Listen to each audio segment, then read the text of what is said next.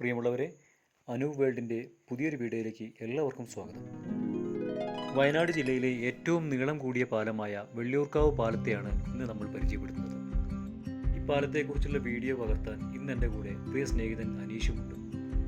പിന്നൊരു കാര്യം കൂടെ, നിങ്ങൾ ഈ ചാനൽ ആദ്യമായി കാണുന്നവരാണെങ്കിൽ ദയവായി സബ്സ്ക്രൈബ് ചെയ്ത് സപ്പോർട്ടോടെ കൂടെ ഉണ്ടാവുമല്ലോ.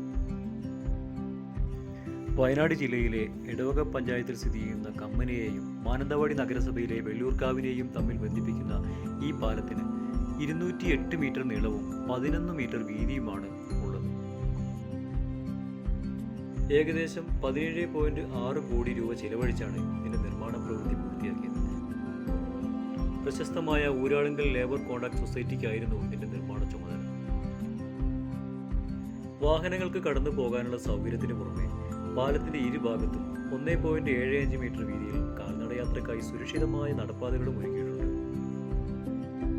വളരെ അടുത്ത കാലത്തായി 2026 മാർച്ചിൽ അന്നത്തെ പൊതുമരാമത്ത് വകുപ്പ് മന്ത്രിയായിരുന്ന മുഹമ്മദ് റിയാസ് ആയിരുന്നു ഈ പാലത്തിന്റെ ഉദ്ഘാടനം നടത്തിയത്. മാനന്തവാടിക്കടുത്തുള്ള കമ്മന, കാവണക്കുന്ന്, ചെറുവയൽ, പൂളക്കൂൽ തുടങ്ങിയ ഭാഗങ്ങളിലുള്ള ആളുകൾക്ക് മാനന്തവാടി ടൗണിലേക്ക് വളരെ എളുപ്പത്തിൽ എത്തിച്ചേരാൻ ഇപ്പോൾ സാധിക്കുന്നുണ്ട്. വയനാട്ടിലെ തന്നെ ഏറ്റവും പ്രസിദ്ധമായ വെള്ളിയൂർക്കാവ് ഭഗവതി ക്ഷേത്രത്തിലെ ഉത്സവ സമയത്തുണ്ടാകാറുള്ള ഗതാഗത കുരുക്കിനും യാത്രാക്ലേശത്തിനും വലിയൊരളവ് വരെ പരിഹാരമാകാൻ ഈ പാലം സഹായിക്കുന്നുണ്ട്. ഈ പുതിയ പാലം വരുന്നതിന് മുമ്പ് ഇവിടെ കൈവരികളൊക്കെ തകർന്ന ഒരു പഴയ പാലമായിരുന്നു ഉണ്ടായിരുന്നത്. മഴക്കാലത്ത് നദിയിൽ വെള്ളം കൂടുമ്പോൾ പഴയ പാലം വെള്ളത്തിനടിയിലാവുകയും ഇതുവഴിയുള്ള ഗതാഗതം പൂർണ്ണമായി നിലയ്ക്കുകയും ചെയ്യുമായിരുന്നു.